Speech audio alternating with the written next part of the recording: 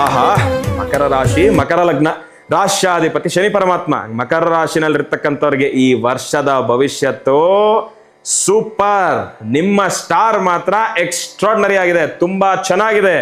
ನಾನು ಜಾಸ್ತಿ ಇಂಗ್ಲಿಷ್ ಪದ ಉಪಯೋಗಿಸ್ಬಿಟ್ರೆ ನಮ್ಮ ವಯಸ್ಸಾಗಿರೋ ಅಜ್ಜಿ ತಾತಂದ್ರು ನೀವೆಲ್ಲ ಅನ್ಕೊಳ್ತೀರಾ, ಗುರುಗಳೇ ಸ್ವಲ್ಪ ಕನ್ನಡದಲ್ಲಿ ಹೇಳಿ ಗುರುಗಳೇ, ಇದೇನೋ ನಮ್ಮ ಪದಗಳು ಅರ್ಥ ಆಗ್ತಾ ಇಲ್ಲ ಅಂತ. ನನ್ಗೆ ಅರ್ಥ ಆಗುತ್ತೆ, ತಾವು ತಲೆ ಕೆಡಿಸ್ಕೊಳ್ಬೇಡಿ. ಅಮ್ಮ, ಮಕರ ರಾಶಿನಲ್ಲಿರ್ತಕ್ಕಂಥವ್ರು ಈ ವರ್ಷದ ಭವಿಷ್ಯ ಸೂಪರ್ ಆಗಿದೆ, ತುಂಬಾ ಚೆನ್ನಾಗಿದೆ.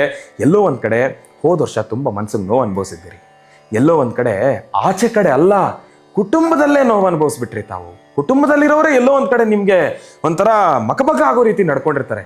ಅದೆಲ್ಲ ದೂರ ಆಗೋಯ್ತು. ಇನ್ನು ಮುಂದಕ್ಕೆ ಎಲ್ಲರೂ ಕೂಡ ಒಟ್ಟಾಗ್ತೀರಿ. ಇನ್ಯಾಕ್ ಸಮಯ, ಇನ್ಯಾಕ್ ತಡ, ಯುಗಾದಿ ಎಲ್ಲರನ್ನೂ ಸೇರಿಸ್ಕೊಳ್ಳೋಣ, ಎಲ್ಲರೂ ಚೆನ್ನಾಗಿರೋಣ. ನಾವು ಚೆನ್ನಾಗಿದ್ದು ಎಲ್ಲರೂ ಚೆನ್ನಾಗಿದ್ರೆ ಅದೊಂದು ಸಂತೋಷ.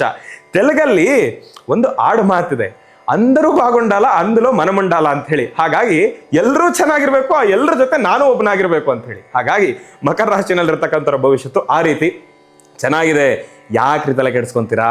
ಏನಾದ್ರೂ ಸಮಸ್ಯೆ ಆಯ್ತಾ? ಪರಿಹಾರ ಕೊಡಕ್ ನಾನು ಇದೀನಲ್ಲ, ಯಾಕೆ ಯೋಚನೆ ಮಾಡ್ತೀರಿ? ಸತ್ವ ಚೈತನ್ಯ ಕಾರ್ಯಕ್ರಮ ಇನ್ನೇನಕ್ಕಿರೋದು.